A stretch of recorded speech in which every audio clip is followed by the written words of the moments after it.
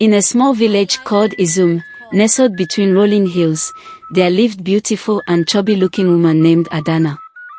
Renowned for her exquisite and delicious cooking, she owned a modest restaurant in the heart of Izum village. Even though her food was good, her restaurant struggled to attract customers. Despite her culinary talents, the townsfolk seemed oblivious to her skills, and each day, she watched in despair as only a few patrons trickled in.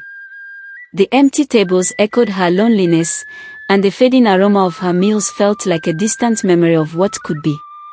One evening, while cleaning her kitchen after another slow day, an idea struck her.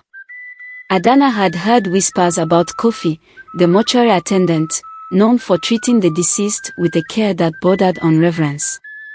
It was said he washed their bodies with water imbued with a mystical quality. Water that held the essence of life and memory.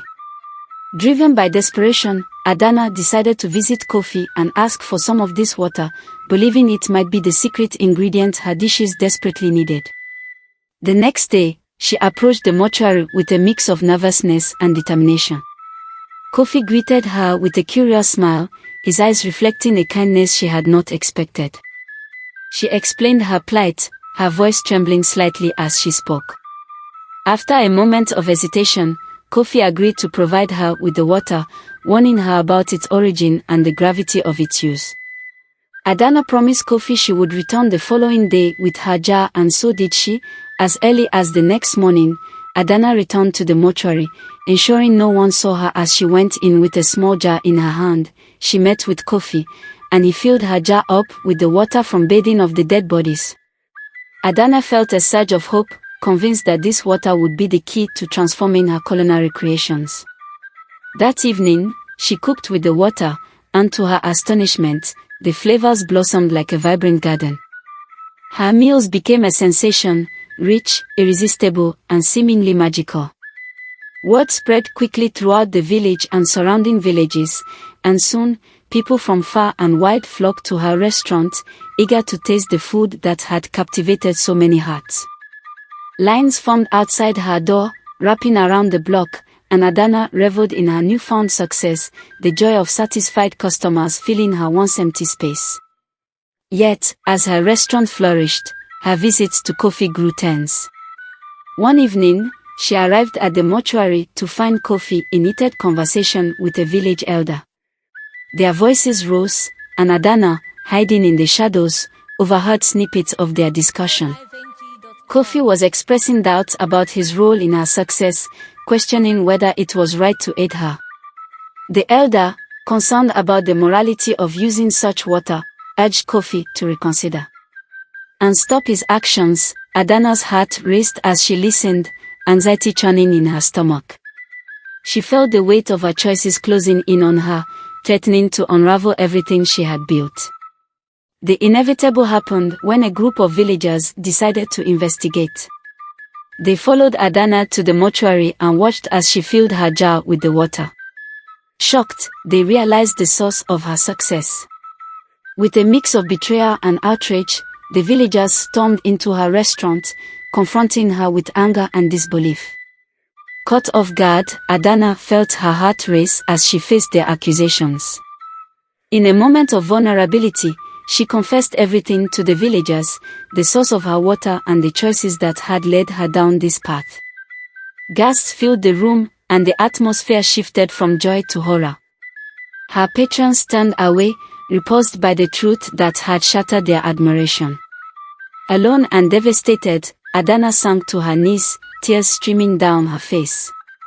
The weight of her actions crashed down upon her like a tidal wave, drowning her in regret and shame.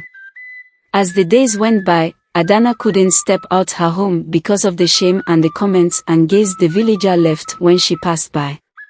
Adana decided to leave the village of Izum to start a new life in a village far away. In that dark hour, Adana remembered the stories of redemption she had heard as a child. Overwhelmed by despair, she cried out to God, seeking forgiveness and guidance. As she prayed, a profound peace enveloped her, washing away her shame. In that moment, she made a life-changing decision. She would give her heart to Christ, seeking a new beginning and a path toward healing. Determined to make amends, Adana decided to serve her new community.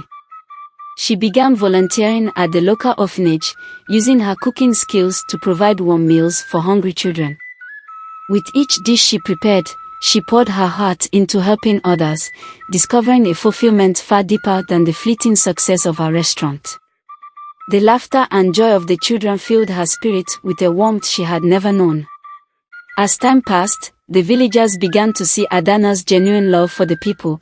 She not only fed the hungry but also shared stories of hope and redemption, igniting a spark of inspiration in those around her. People began to gather not just for food, but for the warmth of her heart and the light of her newfound faith.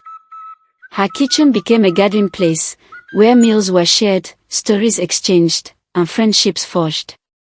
Adana's journey was not without its challenges.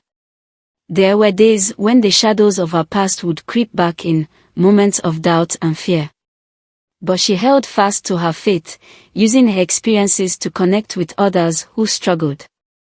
Through her outreach, she organized community dinners, bringing people together in fellowship and support. The villager grew to admire her resilience and compassion. As the seasons changed, so did the village. Adana became a beloved figure, a testament to the power of change and the possibility of redemption. In her journey from deception to grace, she learned that true success lies not in the abundance of customers but in the richness of community and love. She discovered that when one opens their heart to others, the flavors of life become infinitely richer, and the bonds of humanity weave a tapestry more beautiful than any dish she could ever create. And so, the tale of the woman who used the water from the dead bath water became woven into the very fabric of the village, a reminder that even in the depths of despair, there is hope, and from the darkest waters, one can rise, transformed by grace.